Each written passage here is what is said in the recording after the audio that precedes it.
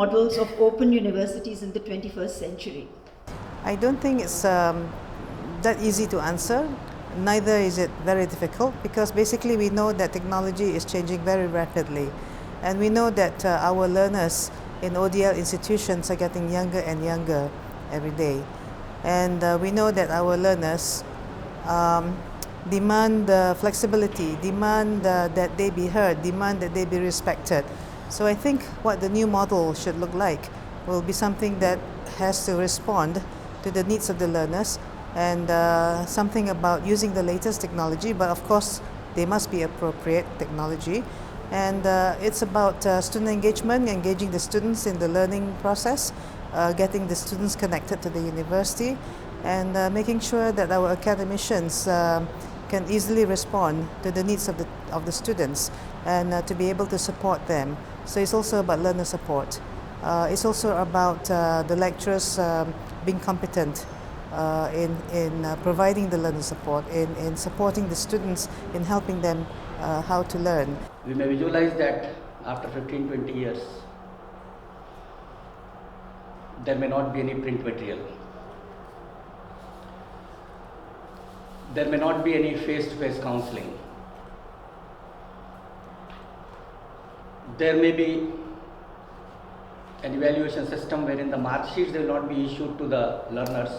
It will be put in the locker which is being provided at the national level.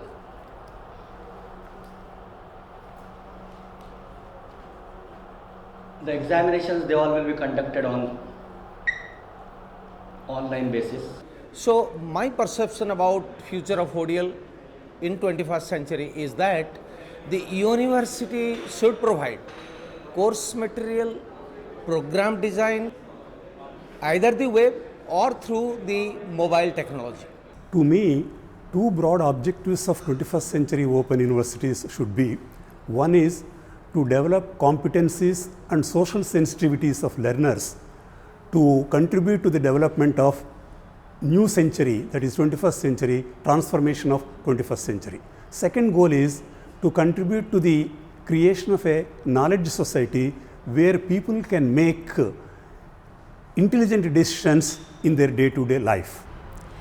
And if I was to give you my 3 points about what the new model, the new reimagined model of the 21st century is going to be, I think we'll have to move from quality assurance to excellence.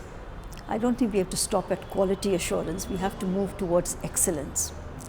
The second is we have to move beyond parity of esteem, this constant kind of pressure that open universities have on trying to prove themselves equal to campus institutions. We've got to move beyond that and try to be leaders and innovators in this higher education sector. The third is we have to stop talking about, and of course it's important to talk about skills and competencies, but we have to move beyond skills and competencies to promoting transformational learning, which means empowering the learner.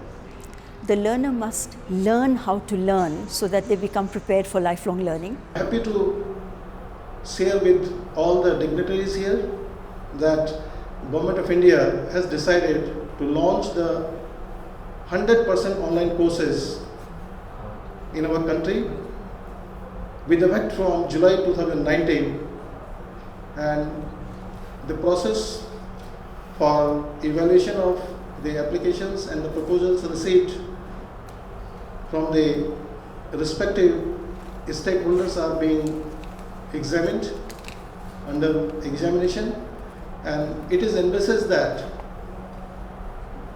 from July 2019, few universities and the higher educational institutions in the country will run purely 100% online courses with certain condition, and for that the regulator, that is the University Grants Commission, has already notified the regulations for those purposes. Dual system is the ray of hope for the young generation in 21st century, because the conventional institutions have limited number of seats.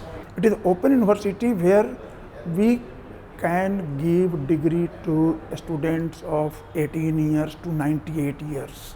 Last year I gave one economics degree to a person who was 98-year-old. My You can imagine, it was world news that time. I think ODL, in order to remain relevant, it needs also to refocus and redress the methods of teaching, the approach, the curriculum to the needs of the 21st century. The subject of the new models of ODL systems for the 21st century, I believe the new concept has to be based on partnerships. The only way forward for ODL institutes is to enter into partnerships whereby you will share your resources, share our courses and even our programs. In this way, the economical impact on education will come down and we will be able to cater to larger number of students with lesser cost. If knowledge diplomacy can be installed, can be deployed, then we can share recent developments in different countries of the world, so that we can share the resources in between the countries. This new model of Open University should focus on important aspects like institutional design and institutional capacity building and competencies. This institutional capacity building involves the aspects like structure, process and behavior of human resources working in the institution. Where people working in ODL will have to work together to have the better fruits. Somewhere they have their best practices, but if that is shared through OER, through online courses, their indigenous MOOCs in the regional native language, and many a times working more on particular localized knowledge system, working now faster for employability also, livelihood also, I feel that that model will work in a better way. But now that the new technology is operating and the affordability of the gadgets is there and the new set of learners, the digital natives have arrived, this offers an excellent opportunity to ODL institutions to reinvent themselves and relaunch themselves and become leaders in education and take education to doorsteps of every student irrespective of their geographical location, and that will create their own brand and they will be the leaders in the education. I think this blended learning and online learning, nowadays we are telling that MOOC, which can be change the scenario for the learner's perspective, what learners exactly wants to learn and which impacted towards the learner's employability. So let us look at some of the innovations. MOOCs with their flipped classrooms and global reach are disrupting the classroom lecture. Blockchain has the potential to challenge the authority of accreditation bodies. Micro-credentials will call into question the relevance of full degrees, and open educational resources or OER are disrupting business models built on intellectual property rights. Because when people are giving their content free, who's going to buy expensive publications from publishers? So I think these are all four disruptors. Let me take the case of a MOOC which is offered by MIT. We know about Massachusetts Institute of Technology. They are saying that if you do this MOOC or that MOOC, which they themselves offer, and if you succeed, if you have passed all the exams and everything, they'll give you a micro-credential. Once you have that micro-credential and you want to go to MIT for a full master's program, they will give you exemption for one full semester, which means you can save money, you've done a free MOOC, but when you did the micro-credential, then you had to pay about $80 or something, to get the proctored exam. And you can stack these micro-credentials towards a fuller degree. Blockchain is a major development in the area of financial technology. This is nothing but an open online register which is maintained by thousands of computers around the world. A learner can have a distinct, persistent ID in this space. An agency that imparts learning could track progress and add scores and sign off, making the entire set a record of records, a block. So for example, if I have done, got micro credentials from 10 places, and if they are chained to a block, the good thing about blockchain technology is you cannot delete anything.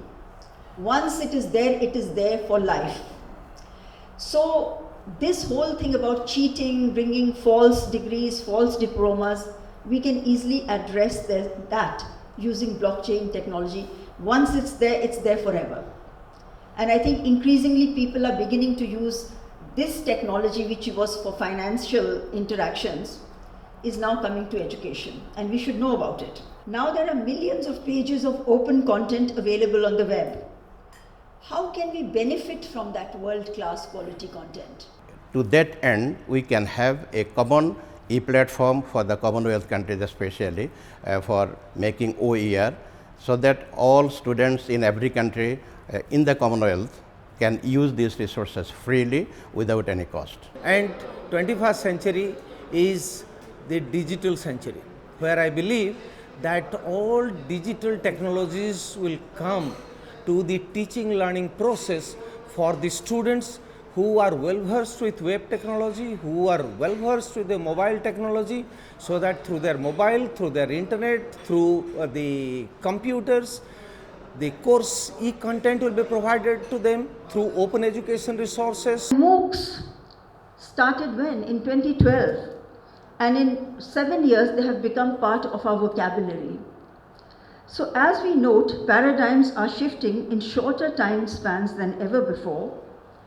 But are we ready to make these changes? Have we harnessed the potential of new technologies to adapt both what and how we teach? That not only the online learning, the web-based learning and other kind of learning with video conferencing, web conferencing are going to be adopted by Indian universities, but gradually new handheld devices and band like brain based devices are going to be utilized in the distance learning arena. Helping the students who are living in the remote areas of the country where there is no internet, or there is internet but the connection is very slow, then we have made all these videos inserted into micro SD card, and these micro SD cards are inserted into the mobile set when they get admission. So they can easily use the materials even without any internet. Technology is used as an enabler. It allows you to be able to teach better.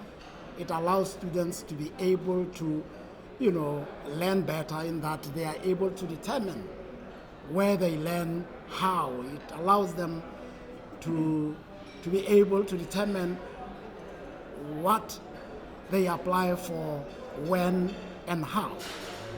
So we should take technology not as the core business of Open University. The core business of Open Universities will remain teaching, learning, research, and community engagement. But we should just bring technology in to facilitate this mandate, or the execution of this mandate that we are set up for. We have been talking about these skills from the turn of the century, right from 2001. But to what extent have we integrated these into our curricula? Countries have skills shortages, not degree shortages. And I think there are many of our degree holders who are jobless. So I tend to agree with him. And in many countries, more than 50% of the employers report having difficulty filling jobs with people with the right skills. Multiple surveys in 2016 indicated that the soft skills such as critical thinking, communications, organization, and leadership were what employers were looking for. Universities today are not expected to only provide knowledge or redesign their delivery mechanism, but also train students in attitudes and skills to interact with the world outside. That alone can help increase their employability, a major challenge in whole of Asia as well as in Africa. The new model, what I am saying is that first thing is skill based technologically enabled courses with the satisfaction of the students are to be offered in 21st century, which leads to employability. Then only we can meet the requirement of the 21st century. There is a perception that open and distance learning institutions or the universities, they cannot run the skill oriented courses. They cannot have the lab oriented courses. There only one thing which we have to explain to them is that all the skill providing institutions and the lab which is being used, they are from the conventional institutions only. The knowledge component, this is being provided by the Open University, and the skill component and the lab part, that is being used of the same conventional universities where those facilities are available. Only this point is to be emphasized, and if it is being put in the minds of the policy makers and planners, then I think most of our issues to which we all are confronting right now with respect to ODL system, they all can be addressed. Are we motivating our learners to be self-regulated with analytical and collaborative abilities to perform well? Children don't want to listen for extended periods of time. They would like to be in charge of their own education. We are dealing with a generation of people called millennials. These are kids, or these are people who were born after 1980. They have a short concentration spell. They want learning to be fun. They want learning to be driven by them as opposed to them receiving all the time from teachers. Open and distance learning is learner-centric. Learner-centric in the sense that whatever the learner wants, whenever the learner wants to study, wherever the learner wants to study, and through whatever method the learner wants to study, that has to be provided through Open University. Changing 4 jobs by the age of 32 is going to be the new normal for the millennials, you know, the people who were born in the 80s, 85. With 21st century, open distance learning is heading fast towards the ICT mediation. ICT mediated open distance learning is the actually buzzword of 21st century.